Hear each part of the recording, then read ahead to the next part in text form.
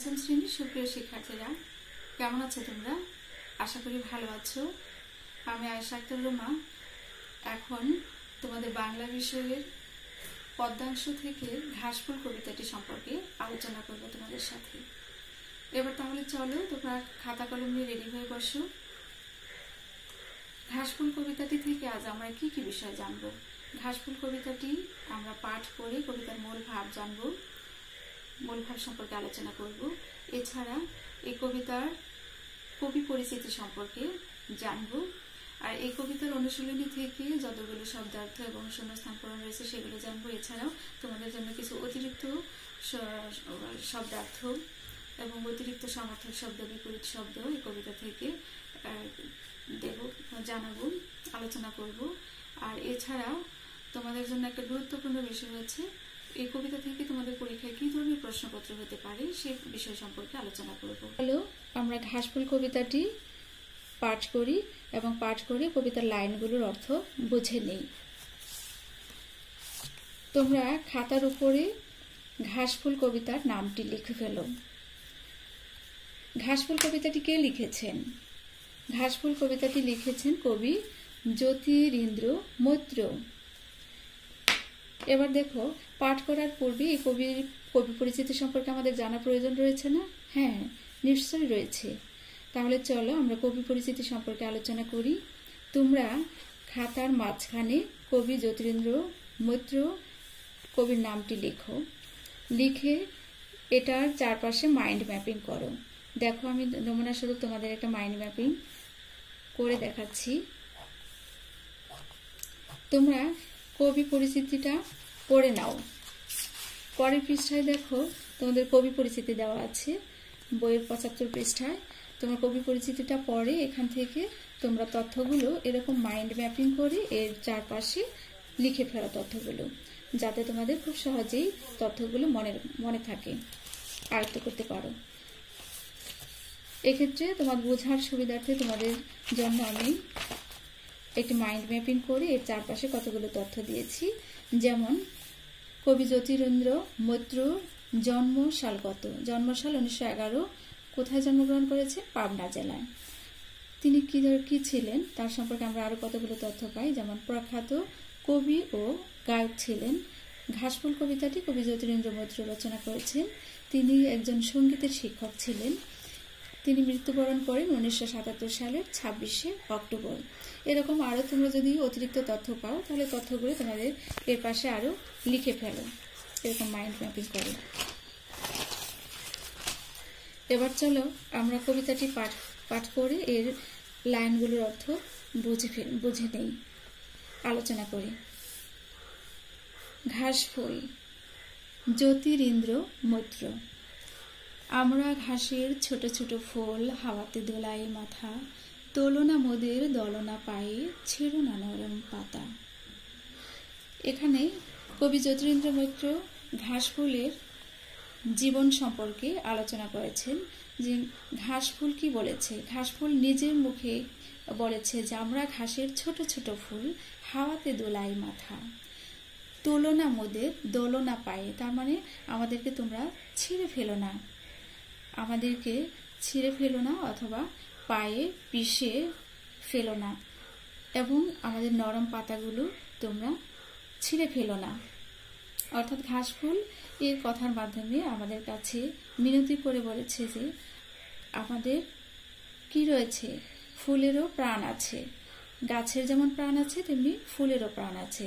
তাই গাছের ফুল ছিঁড়লে অথবা পাতা ছিঁড়লে তারাও কি পায়? কষ্ট পায়। তারা এই জন্য মিনতি করে বলেছে যে তোলো না মোদের দলনা পায়ে, ছিঁড়ো না নরম পাতা। এই আকুতি তারা জানিয়েছে আমাদেরকে। শুধু দেখো আর খুশি হও মনে, সূর্যের সাথে হাসির কিরণে, কেমন আমরা হেসে উঠি আর দুলে দুলে নারী মাথা। ঘাসফুল এবার কি বলেছে দেখো, শুধু দেখো আর খুশি হও মনে। তার মানে প্রকৃতিতে ফুল ফুটলে আমরা দেখে কি হই? খুশি হই। তারা এই কথা আকুতি জানিয়েছে যে আমাদেরকে তোমরা শুধু দেখো এবং মনে প্রাণে খুশি হও। তারা কি করে? সূর্যের সাথে হাসির কিরণে আমরা কেমন করে হেসে উঠি? যখন সূর্য ওঠে, সূর্যের কিরণ চারদিকে আলোকিত করে, ঠিক তেমন যেন ঘাসফুল হেসে ওঠে আর মৃদু বাতাসে তারা মাথা দুলে দুলে মাথা নাড়ে। এরপর দেখো, ধরার বুকে স্নেহ কণাগুলি ঘাস হয়ে ফুটে উঠে, মোড়া তারির লাল নীল সাদা হাসি, রূপকথা নীল আকাশের বাসি, শনি আর দুলি বাতাসে যখন তারারা ফুটে। ঘাসফুল আরো বলেছে যে এই ধরনীর বুকে, পৃথিবীর বুকে যত আদর স্নেহ মায়া মমতা রয়েছে, স্নেহ কণাগুলি মানে কি, যেখানে যত আদর স্নেহ মায়া মমতা ভালোবাসা রয়েছে, এগুলো সব যেন একত্রিত হয়ে ঘাস হয়ে ফুটে ওঠে প্রকৃতিতে।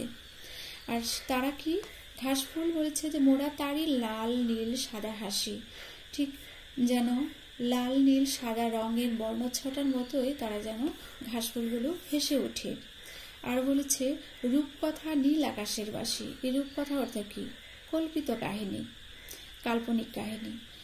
তারা বলেছে যে নীল আকাশের বাঁশির সুরের মতোই, রূপকথার মতোই তারা কি করে, বাঁশির সুর শোনে, আর তখন শুনে তারা মৃদু বাতাসে ছন্দে দুলতে থাকে, ঠিক যখন নীল আকাশে নিঝুম রাতে স্তব্ধ রাতে তারারা ফুটে ওঠে। এবার দেখো পরের পৃষ্ঠায় এই কবিতার অনুশীলনীতে মূল ভাবটি দেওয়া আছে। এই মূল ভাবে কি বলা হয়েছে, ঘাসফুল যে কি আনন্দে বেঁচে আছে, জীবন কি কিভাবে উপভোগ করছে, সে কথাই কবি জ্যোতিরিন্দ্র মৈত্র তার ঘাসফুলে নিজেরা বলেছেন, এটা সুন্দরভাবে ফুটিয়ে তুলেছেন তার কবিতার মাধ্যমে। ফুল ছিঁড়ে পায়ের নিচে পিষে ফেলে মানুষ যেন তাদের কষ্ট না দেয়, সে কথাই তারা মিনতি করে বলেছে। তার মানে তারা আকুতি করেছে, আমাদেরকে অনুরোধ করেছে, মিনতি করেছে। গাছে ফুল ফুটলে তা দেখে যেন আমরা কি পাই, আনন্দ পাই। ফুল ছাড়ার অর্থ হচ্ছে ফুলকে মেরে ফেলা, তাই গাছে ফুল ফুটলে সেটা না ছেড়ে বরং আমরা তা দেখে যেন উপভোগ করি, আনন্দ পাই, সে কথাই তারা মিনতি করে বলেছে। তারা আরো বলেছে যে গাছের যেমন প্রাণ আছে, ফুলেরও তেমনি কি রয়েছে, প্রাণ আছে। এজন্য আমরা অবশ্যই কি করব না, ফুল ছিঁড়ব না, ফুল দেখে অবশ্যই আনন্দিত হব। এবার দেখো এই পাঠ থেকে তোমাদের অনুশীলনীর কতগুলো শব্দার্থ দেওয়া রয়েছে। এই শব্দগুলোর অর্থ আমি তোমাদের খুব সহজে বোঝার জন্য, তাড়াতাড়ি আয়ত্ত করার জন্য লিখে এনেছি। এবার দেখো আমরা শব্দার্থগুলো পড়ি, তোমরা মুখে মুখে বলো এবং কঠিন শব্দের অর্থগুলো ঝটপট লিখে ফেলো। কি রয়েছে, দুলাই, দুলাই কি, নাড়াই, কিরণ আলো। ধরা শব্দের অর্থ কি, পৃথিবী। তারারা হচ্ছে আকাশের তারকারাজি, এখানে লক্ষ্য করা যে তারারা বহুবচন, আর রাজি শব্দের অর্থ, রাজি শব্দটিও বহুবচন অর্থে ব্যবহৃত হয়েছে। আকাশের তারকারাজি। ফুটে অর্থ হচ্ছে প্রস্ফুটিত হয় অথবা ফুটে ওঠে। স্নেহকণা এর অর্থ হচ্ছে আদর। রূপকথা অর্থ হচ্ছে কল্পিত গল্প। এবার দেখো তোমাদের অনুশীলনীতে, আমি তোমাদের জন্য অনুশীলনীতে যদিও তোমাদের বিপরীত শব্দ নেই, সমার্থক শব্দ নেই, কিন্তু আমি বইয়ের তোমাদের পদ্য থেকে এই কবিতা পাঠের মাধ্যমে এর কিছু শব্দ লিখে রেখেছি তোমাদের বোঝার সুবিধার্থে। এবার বিপরীত শব্দগুলো দেখো। নিষ্ঠুর, নিষ্ঠুর এর বিপরীত কি, সদয়। খুশি এর বিপরীত বেজার। হাসি এর বিপরীত কান্না। নরম এর বিপরীত শক্ত। অসীম এর বিপরীত কি, সসীম। আসলের বিপরীত নকল। স্নেহ এর বিপরীত অবহেলা। এবার এখান থেকে দেখো তোমাদের কোন কোন শব্দগুলো একটু কঠিন লাগে, ওই বিপরীত শব্দগুলো তোমরা ঝটপট লিখে ফেলো। এবার চলো আমরা সমার্থক শব্দ, কতগুলো সমার্থক শব্দ দেখি। এখানেও তোমরা একইভাবে যেগুলো সহজ সেগুলো মুখে মুখে বলবে এবং কঠিন সমার্থক শব্দটি ঝটপট লিখে ফেলবে। তীর এর একটি সমার্থক শব্দ কুল। ফুল, পুষ্প। মন, হৃদয়। সূর্য, রবি। মাথা, শির। নিষ্ঠুর, পাষাণ অথবা লিখতে পারি কি, নির্দয়। ছোট এর সমার্থক ক্ষুদ্র। এখানে দেখো তোমাদের কোন শব্দটি বেশি কঠিন লাগে, এরকম একটি যে শব্দগুলো কঠিন লাগে সেগুলো ঝটপট লিখে ফেলো। এবার দেখো কিছু এক কথায় প্রকাশ আমাদের জন্য লিখে রেখেছি। এক কথায় প্রকাশ, ঘাসের ফুল। এক কথায় প্রকাশ করলে ঘাস ফুল। তোমরা যখন ষষ্ঠ শ্রেণীতে উঠবে তখন দেখবে যে বিভক্তি এর বিষয়গুলো, তোমরা যদিও পঞ্চম শ্রেণীতে বিভক্তি বিষয়টি তোমরা এতটা ভালোভাবে বোঝনি। বিভক্তি একটা শব্দের শেষে ব্যবহৃত হয়। এখানে ঘাসের ফুল যে বিভক্তিটি ব্যবহৃত হয়েছে সেটা হলো এর বিভক্তি। ঘাসের ফুল এক কথায় প্রকাশ করলে কি হয়? ঘাস ফুল। ফুটে আছে যা, এক কথায় প্রস্ফুটিত। স্নেহের কণা, এখানে র এর ব্যবহৃত হয়েছে। স্নেহের কণা এক কথায় স্নেহ কণা। স্নেহ কণা এটা লিখতে এর মাঝখানে অবশ্যই তোমরা হাইফেন দিবে। যার তুলনা নেই, অতুলনীয়। এবার চলো হলো শূন্যস্থান পূরণ। এই শূন্যস্থান পূরণগুলো মুখে মুখে বলে ফেলি। তোমরাও বলো। ছোট ছোট ফুল হাওয়াতে ড্যাশ মাথা। হাওয়াতে কি হয়? দোলায় মাথা। সকালে সূর্যের ড্যাশ ততটা তীব্র হয় না। এখানে যে শব্দগুলো দেওয়া আছে এখানে কোন শব্দটি বসবে? সকালে সূর্যের কিরণ ততটা তীব্র হয় না, এখানে আসবে কিরণ। ড্যাশ বুকের স্নেহকণাগুলি ভাস হয়ে ফুটে ওঠে, এখানে কোন শব্দটি আসবে? ধরার। ধরার বুকের স্নেহকণাগুলি ভাস হয়ে ফুটে ওঠে। এরপর আধার আকাশে ড্যাশ মিটমিটি করে চায়। কি মিটিমিটি করে চায়? তারারা। তাহলে এখানে হলো তারারা মিটিমিটি করে চায়। ফুল গাছে ফুল ড্যাশ। ফুল গাছে ফুল কি? ফুটে। এখানে আসলো ফুটে। ড্যাশ বই পড়তে অনেক ভালো লাগে। কি বই পড়তে অনেক ভালো লাগে? রূপকথার। রূপকথার বই পড়তে অনেক ভালো লাগে। মা ড্যাশ দিয়ে আমাদের ভরে রাখেন। মা কি দিয়ে আমাদের ভরে রাখেন? স্নেহ কণা। তাহলে আমরা এখানে প্রদত্ত শব্দগুলো দিয়ে শূন্যস্থানের শব্দগুলো পূরণ করে বাক্যগুলো তৈরি করে ফেললাম। এবার দেখো অনুশীলনী যে প্রশ্নগুলো রয়েছে। হাওয়াতে কারা মাথা দোলাচ্ছে? তোমরা এই কবিতা পাঠ করে এখান থেকে তোমরা বলতে পারবে ছোট ছোট প্রশ্ন উত্তর, যেগুলো তোমরা ঝটপট খাতায় লিখে ফেলবে। হাওয়াতে কারা মাথা দোলাচ্ছে? ঘাসফুল আমাদের কাছে কি মিনতি করেছে? কেন করছে? ঘাসফুল আসলে আমাদের কাছে কি মিনতি করছে? এর আগের প্রশ্ন সংক্ষেপে এক কথায়, এটা আমি উত্তরটা তোমাদের বলছি না, নিজেরা লিখে ফেলো। হাওয়াতে কারা মাথা দোলাচ্ছে? আসলে কারা মাথা দোলাচ্ছে? এই কবিতাটি সম্পর্কে কি সম্পর্কে আলোচনা করা হয়েছে? ঘাসফুল। তাহলে হাওয়াতে ঘাসফুল মাথা দোলাচ্ছে, এক কথায় তোমরা ঝটপট লিখতে পারো। এখন দেখো ঘাসফুল আমাদের কাছে কি মিনতি করছে, কেন করছে? তোমরা এখানে কবিতার মূল ভাব থেকেও জেনেছো এবং কবিতার অংশের পাঠ থেকেও তোমরা আলোচনা যখন করেছি তখন এখান থেকেও তোমরা শুনেছো যে ঘাসফুল আসলে আমাদের কাছে কি মিনতি করছে, তার মানে কি আমাদের কাছে আবেদন জানিয়েছে, আকুতি জানিয়েছে।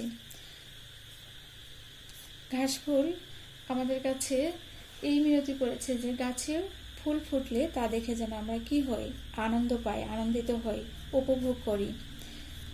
ফুল ছিঁড়ে অথবা তাদেরকে পায়ে দলিত করে বা পায়ে পিষে ফেলে তাদেরকে যেন কষ্ট না দিই আমরা, এই মিনতি তারা আমাদের কাছে করেছে। কেন করছে? ফুল প্রকৃতির দান এবং সৌন্দর্যের প্রতীক। গাছে ফুল ফুটতে দেখলে কি পাই? আমরা সবাই আনন্দিত হই, আনন্দ পাই। সেই সৌন্দর্য কি আর থাকে? না, থাকে না। তাছাড়া ঘাসের যেমন প্রাণ আছে তেমনি ফুলেরও কি রয়েছে? প্রাণ আছে। তাই আমরা ফুল ছিঁড়ে অথবা পায়ের নিচে পিষে ফেলে তাদেরকে কি দেব না? কষ্ট দেব না। সেজন্য ঘাসফুল আমাদের কাছে এই মিনতি করেছে। ঘাসফুল কার সাথে নিজেকে তুলনা করেছে? কিভাবে তুলনা করেছে? এখানে আমরা কবিতার পাঠ থেকে দেখেছি যে ঘাসফুল কার সাথে নিজেকে তুলনা করেছে, কিভাবে তুলনা করেছে। আসলে ঘাসফুল কার সাথে তুলনা করেছে? ঘাসফুল এই ধরনের বুকে যত স্নেহ কণা রয়েছে, অর্থাৎ যত আদর, স্নেহ, ভালোবাসা, মায়া, মমতা রয়েছে, এর সাথে নিজেকে তুলনা করেছে। এবং ঘাসফুল তুলনা করেছে যে ধরনীর বুকে যত মায়া, মমতা, স্নেহ, আদর, ভালোবাসা রয়েছে তার সাথে তুলনা করেছে, এবং এর ছাড়াও লাল, নীল, সাদা রঙের হাসির সাথে তাদেরকে তুলনা করেছে। কিভাবে তুলনা করেছে? এই পৃথিবীর বুকে ঘাস যেন ফুটে থাকা ছোট ছোট কি স্নেহকণা। ঘাস খুবই ছোট এবং ঘাসফুলও খুব ছোট, আর ওরা যেন ঠিক ছোট ছোট স্নেহকণা। ঘাসের নানা রঙের ফুলগুলো যেন কি হয়, ঘাসের গায়ে লেগে থাকা এক একটা বর্ণচ্ছটা বা হাসির ছটা। এই হাসির ছটার সাথে তারা কি করেছে, নিজেদেরকে তুলনা করেছে। ফুল মানুষকে কিভাবে আনন্দ দেয়? এবার দেখো, ফুল মানুষকে কিভাবে আনন্দ দেয়, এই প্রশ্নটা তোমরা বাসায় নিজেরা লিখে ফেলবে। এছাড়া আমি একটু আলোচনা করছি তোমাদের সাথে উত্তরটা সম্পর্কে। ফুল কি? প্রকৃতির দান এবং সৌন্দর্যের প্রতীক। গাছে ফুল ফুটতে দেখলে আমরা সাধারণত কি পাই? আনন্দ পাই। এই আনন্দকে আমরা, কেননা গাছে ফুল ফুটতে দেখলে আমাদের মন এমনিতে কি হয়, সতেজ হয়ে ওঠে। এছাড়া আমরা ফুল দিয়ে কি ধরনের কি কি কাজ করি? ফুল আমাদের কি কি কাজে লাগে? নানা রকম উৎসব, অনুষ্ঠান, পৌষ পার্বণ, এসবে ফুল দিয়ে আমরা কি করি? চারপাশে আমাদের আঙিনাকে সাজিয়ে ফেলি, যেটা আমাদের মনকে কি করে, সজীব করে তোলে। এছাড়া অনুষ্ঠানের পরিবেশে অনেকটা নতুন মাত্রা দেয়, আমাদের মনকে আনন্দের দোলা। তাছাড়া আমরা ফুল কি করে থাকি? উপহার হিসেবে আমরা কি করি? কাউকে দিয়ে থাকি। এবার চলো আমরা এই কবিতা থেকে একটি প্রশ্ন তোমাদের সামনে উপস্থাপন করছি আমি। যে ধরনের প্রশ্ন সাধারণত তোমাদের পরীক্ষায় থাকে, এই ধরনের একটি প্রশ্নপত্র আমি তোমাদের জন্য রেডি করেছি। এখানে একটি উদ্দীপক রয়েছে, অর্থাৎ কবিতার অংশ রয়েছে। কবিতার অংশটি পড়ে 1 ও 2 নং প্রশ্নের উত্তর দিতে হবে। সাধারণত পরীক্ষায় তোমাদের এরকম করে প্রশ্ন দেওয়া থাকে। এখানে দেখো আমি কতটুকু লিখেছি, একটা অংশ লিখেছি কবিতার। আমরা ঘাসের ছোট ছোট ফুল, হাওয়াতে দোলাই মাথা, তোলো না মোদের দোলনা পায়ে, ছেড়ো না নরম পাতা, শুধু দেখো আর খুশি হও মনে, সূর্যের সাথে হাসির কিরণে, কেমন আমরা হেসে উঠি আর দুলে দুলে নারী মাথা। এবার দেখো এখান থেকে কতগুলো শব্দ দেওয়া হয়েছে, এই শব্দের অর্থগুলো তোমরা লিখে ফেলো। হাওয়াতে দোলাই মোদের খুশি নরম কিরণ ছোট। এখান থেকে তোমাদের 7টা শব্দ দেওয়া হয়েছে। এখানে পরীক্ষায় সাধারণত 5টি শব্দার্থ লিখতে বলা হয়। তোমরা সবগুলোর অর্থই বাসায় লিখে ফেলো। নিচের প্রশ্নগুলোর উত্তর লেখো। 2 নাম্বার দেখো, 2 ক, ঘাসফুল আমাদের কাছে কি মিনতি জানিয়েছে, তা 2টি বাক্যে লিখো। খ নাম্বার, ঘাসফুল তার মিনতির মাধ্যমে কি বোঝাতে চেয়েছে, এটা 4টি বাক্যে লিখে ফেলো। ঘ নাম্বার প্রশ্ন, ফুল মানুষকে কিভাবে আনন্দ দেয়, এর উত্তরটি 5টি বাক্যে লিখে ফেলো। সুপ্রিয় শিক্ষার্থীরা, এই প্রশ্নের উত্তরটি তোমরা বাসায় লিখে ফেলো এবং নিজেরা পরীক্ষার মতো করে প্রশ্নের উত্তরগুলো সাজিয়ে লিখে ফেলো। সুপ্রিয় শিক্ষার্থীরা, আজকের মতো আমি এখানেই পাঠের সমাপ্তি ঘোষণা করছি। তোমরা সুস্থ থাকো, সুন্দর থাকো, বাসায় সুরক্ষিত থাকো, এই কামনা করছি। আল্লাহ হাফেজ। তোমাদের ধন্যবাদ।